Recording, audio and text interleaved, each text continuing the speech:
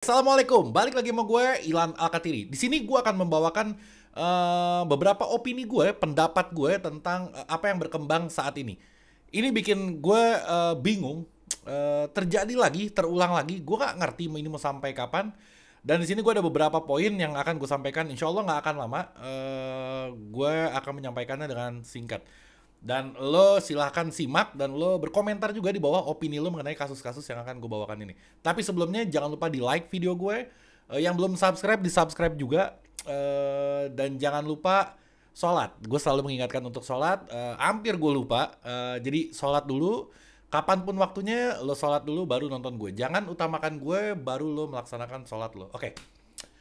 Ini ada kejadian terbaru PSIS versus PSS Sleman. Ada kerusuhan di stadion.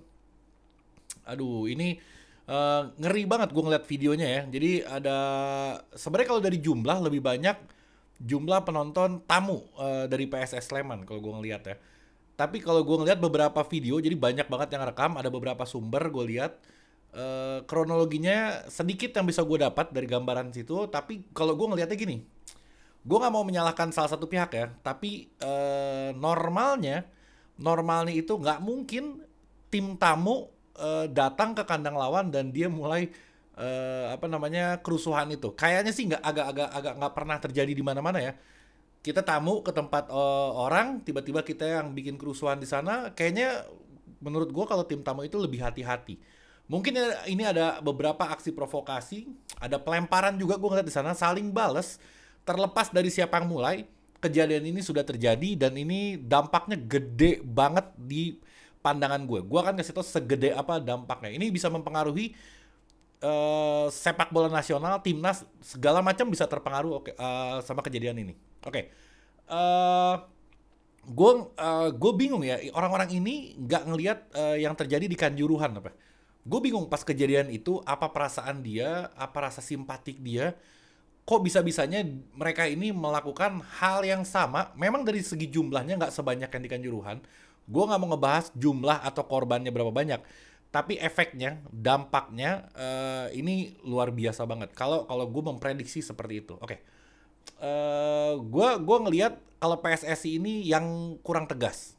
Contoh kasus Kanjuruhan kemarin nggak ada hukuman yang sangat berat. Kalau gue berharapnya hukumannya harusnya berat banget supaya apa? Ketika kita mencintai salah satu klub, terus klub kita dihukum akibat ulah kita, pasti kapok. Nggak kitanya yang kapok, tapi tim lain pun akan takut kalau misalkan hukumannya berat gitu. Contoh, misalkan ada satu supporter melakukan kerusuhan, klubnya itu didegradasiin ke Liga 2, misalkan kayak gitu. Itu pasti kapok. Atau nggak boleh ada penonton selama 1 tahun misalkan. Gue yakin nggak akan diulangin lagi sama supporternya. Atau supporter dari klub lain pun nggak akan niru hal yang sama. Dan ini aneh, gue aneh ya. Ada satu kayaknya provokator di situ, gue udah posting juga di Instagram gue yang Ilan Alkatiri. Yang belum follow juga Instagram gue, namanya sama kayak YouTube gue, Ilan Alkatiri. Itu ada orang satu yang pakai topi warna merah kalau nggak salah. Nah itu yang sebenarnya udah ada kejadian kerusuhan itu ya. Tapi gara-gara dia, mungkin gue akan tampilin fotonya deh. Itu langsung tersulut tuh akibat ulah dia itu. Jadi mungkin banyak hal yang bisa disalahkan di sini. Oke. Padahal di PSSI itu ada loh pembinaan supporter. Di PSSI itu ada pembinaan untuk supporter. Mungkin gue nggak tahu kerjanya apa. Harusnya tuh pembinaan itu berjalan. Dia harusnya roadshow ke setiap basis fans club yang gede-gede atau yang kecil. Dia kasih penyuluhan, dia kasih begini hukumannya apa segala macam. Harusnya itu kerjanya kayak gitu. Tapi gue nggak ngelihat kalau ini ada kerjanya dari kepengurusan yang ada di PSSI itu. Pertama hukumannya nggak berat, dan yang kedua ada pembinaannya juga kayaknya nggak jalan. Kayaknya sih nggak jalan. Gue nggak mau menyalahkan, ini hanya apa prediksi gue aja. Terus ini yang paling fatal menurut gue. Ini dampak yang paling fatal menurut gue sekarang ini. Kita Indonesia tuh lagi nunggu dikasih sanksi sama FIFA, oke? Banyak yang prediksi kalau sanksinya nggak akan berat. Gue juga meyakini itu sanksinya nggak akan berat. Karena apa? Karena dari beberapa klub di Liga Indonesia pun sudah melakukan transfer. Itu tadi gue dapat bahan ini karena gue live bareng Ngapak di Instagram gue. Terus dia bilang, soalnya klub-klub di Liga Indonesia pada transfer, berarti aman-aman aja harusnya. Bener juga, masuk akal buat gue. Jadi harusnya nggak berat. Tapi dengan kejadian ini mungkin FIFA kayak, nah untung gue batalin Piala Dunia di Indonesia. Bisa jadi kejadian kayak gini sama negara-negara lain. Contoh kayak Israel. Bisa jadi negara Israel serang. Gue jadi meyakini itu dengan ngeliat kejadian kayak gini. Ya bisa jadi juga negara Israel diserang di lapangan. Ada kemungkinan. Nah, ini poinnya adalah bisa jadi FIFA mempertimbangkan kasus ini untuk memberikan hukuman yang berat untuk sepak bola Indonesia karena kejadian ini. Itu yang sangat gue khawatirkan sih. Jadi lu ribut sama lu, tapi dampaknya tuh kenanya tuh se-Indonesia. Gue keselnya kalau lu ribut sama lu dampaknya buat lu doang, ya nggak ada masalah. Tapi ini dampaknya kena ke gue, kena ke teman-teman yang lain. Ada teman yang baru juara misalkan, banyak banget yang kena dampak akibat ulah kalian. Itu yang bikin gue sangat dongkol. Oke. Ditambah ya. Ini bulan puasa, bos. Masa iya? Setan aja dibelenggu, lu bayangin. Ini bulan puasa, lu menciderai bulan yang suci ini, ngerti nggak? Lu di bulan puasa melakukan keributan kayak gitu, astagfirullahaladzim. Malu seharusnya, tapi udahlah, gue udah apa namanya, udah bingung gue mesti ngomong apa lagi. Mungkin kalian punya opini, komen di bawah tentang kejadian yang sekarang yang lagi heboh ini. Kalau gue udah mentok, gue mungkin beberapa hari lagi gue dapat ilham, gue bakal bikin opini baru. Tapi kali ini gue nggak ngerti lagi. Ini orang harus dikasih kasus apa dulu baru pada ngerti gitu. Oke, gue mau mau lanjut ke berita yang lainnya. Pak Jokowi, Presiden Indonesia datang ke apa namanya, ke latihan timnas U20 sebelum dibubarin, dan dia nanya ke teman-teman pemain.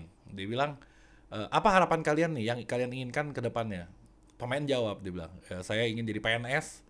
Ada yang jawab juga saya ingin kuliah, ada yang pengen jadi polisi, ada yang pengen jadi tentara. Gue agak shock ngedenger ke permintaannya.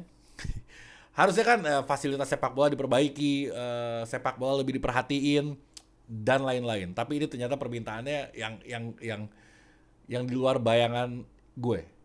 Mungkin ini kekhawatiran dari para pemain ini akan masa depannya. Gue mewajarkan akan hal itu. Cuman aneh aja. Ini anak-anak masih pada muda, masih umur belasan tahun, kok bisa-bisanya lu karena satu kasus ini tiba-tiba lu ngedrop.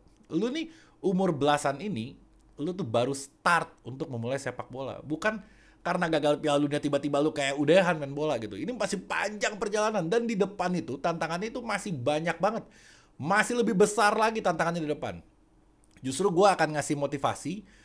Harusnya kalian lebih gila lagi latihannya, lebih giat lagi, dan kalian buktiin kalau memang pantas dan layak bermain di Piala Dunia lewat jalur kualifikasi. Kan sekarang kalau misalkan kita sebagai tuan rumah tiba-tiba kita main di Piala Dunia, kita kan nggak tahu pantas nggak kita main di situ. Yang ada hikmahnya mungkin ya.